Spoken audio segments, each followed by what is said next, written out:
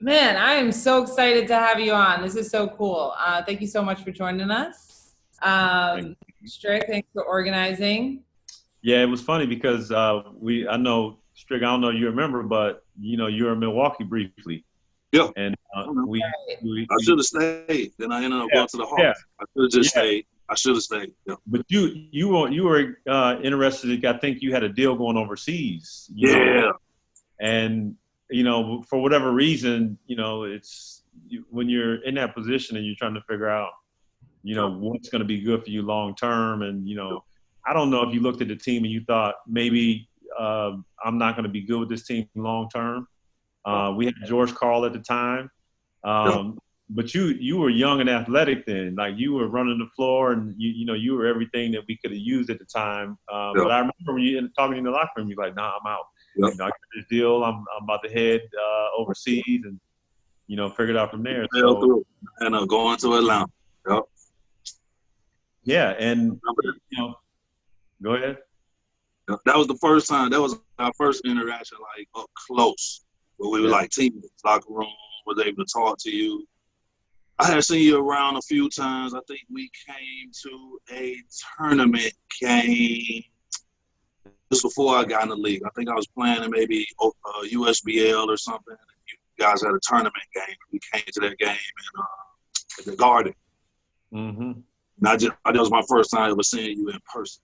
I wanted to have you on today because we're talking about moving about the ball.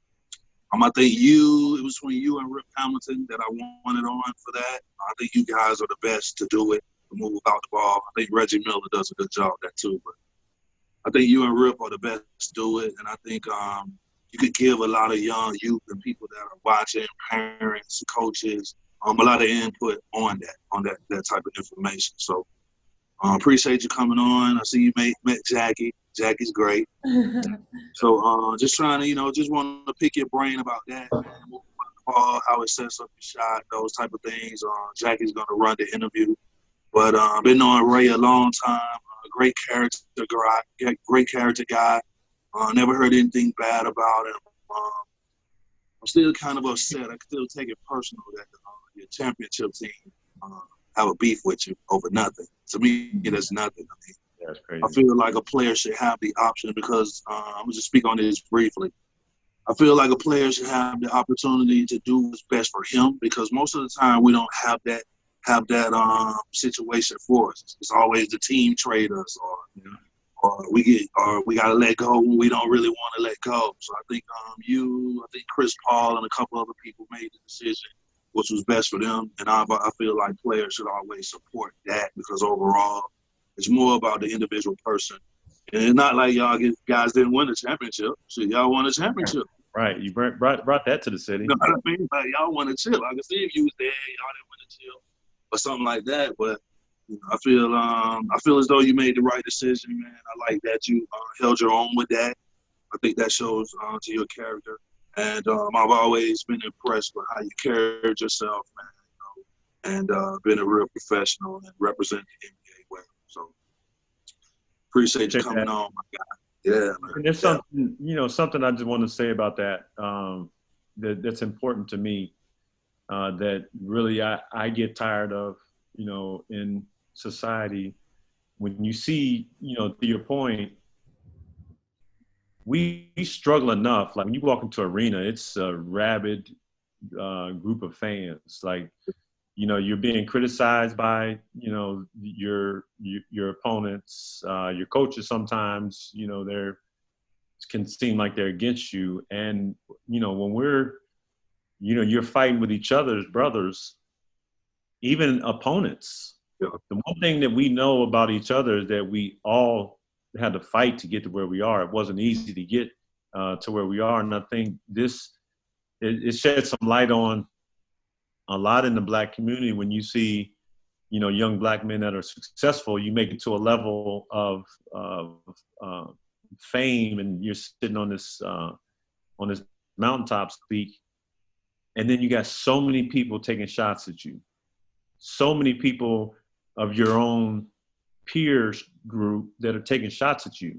In the NFL, like in rap music, why is it that we create so much animosity amongst us black people? But then when you look at Major League Baseball, you look at country music, you look at, different other venues, you don't see that take place in other cultures and ethnicities. And that's something that, we keep up so much beef, because it's like we're angry at each other. We don't want to see other people succeed and survive and grow and be great. The first thing we say when somebody does something great, we say, oh, he ain't all that. Or, just the typical, mumbo jumbo. And so that's where I tried to stay above the fray, because I'm here because so many things align for me to be in this position, to become a Hall of Famer, to make all-star teams and play in the Olympics. Like that to me was all a blessing. I've always known better players growing up. I knew better players than me in the NBA, but the one thing that I was going to do was make sure I outworked whoever that I played against and stayed true to who I was and got better within my realm of existence. Like, I'm not trying to say that I'm better than anybody. I'm just trying to say I was good at what I did. I was the best at what I did, and that was the most important thing. I think a lot of people need to take that approach. I think it's where you're raised to. I mean, my parents, I get that from my dad and my mom, so we never really had that. I don't think we have that animosity or envious gene, man. I just like people to be successful, man, and be happy. Whatever's happy for you, man, I'm happy for you. So that's how I always look at life and approach it.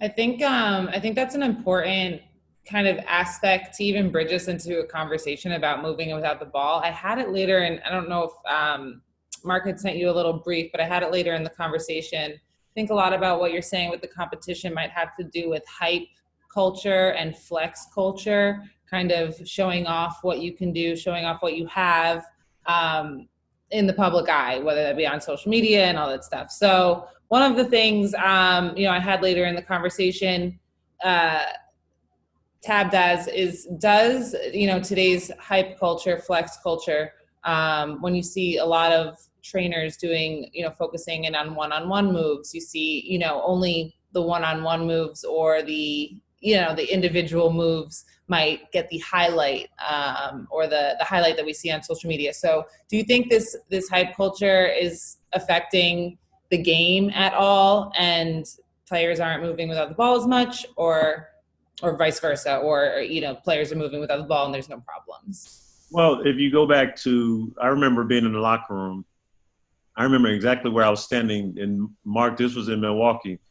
There's a TV when you come off the court, right when you walk in, and there's that TV, the way, you remember how the lockers were, and there's a TV right above, when you walk in, so you look up. I remember standing there because I was coming out of the shower. And this was when Vince Carter first got to the league, and Vince, he had maybe 2 or 3 amazing dunks, and then T-Mac had 2 amazing dunks. And then that was the highlight. And then when you saw their scores, they each had like 8 points and 12 points. But the way the highlights went, they say like they had 30. At 40. Yeah, I was like, man, they must have killed it. And I think it's the sensationalism that we see through the media that I think the young kids look at and you watch on TV, and you think that's all it ever is about. One of my favorite players to ever watch, and I mean, a total monster to play against. And when I say monster, you're imagining somebody's going to come over you and just over you and it's going to dunk on you and is crazy talented. But the best I've ever played against, obviously I give a nod to MJ, but,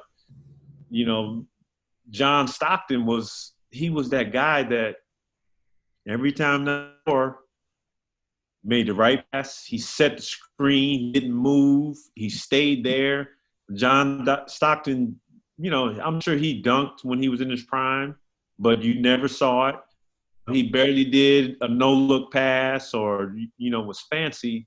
But all-time leaders in assists and steals, because he played hard every single possession. And not enough is talked about, with him and about him, because he's a guy that anybody can be like and make it to the NBA and play at such a high level. And what we do is we chase you know, those people were less likely to be like, you know, a gifted athlete that's a freak. You know, speaking of freak, you know, with Antetokounmpo, like how many people are going to grow to be 6'11", 7 feet with a 7'2" wingspan?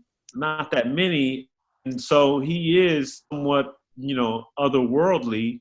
But the people who we see every single day, those are the ones that we have to emulate, because you see their work, you see them put it in. And I think when it comes to these trainers, there's a sense of these young people who are, it's like they're trying to make the home run play, as opposed to, I just got done working out with my boys, right hand dribble, left hand dribble, free throws after everything you do, like fundamentals. So when a person sees you come out on that floor and they watch you play, they're like, wow, this dude has the fundamentals to play this game, and I love watching play. And that, any college coach can say, I can deal with that. I can take that guy and I can mold him into something special. And I think that's the baseline that we have to teach these kids, as opposed to, you know, taking them to the Rucker and you got to be able to be a highlight factory.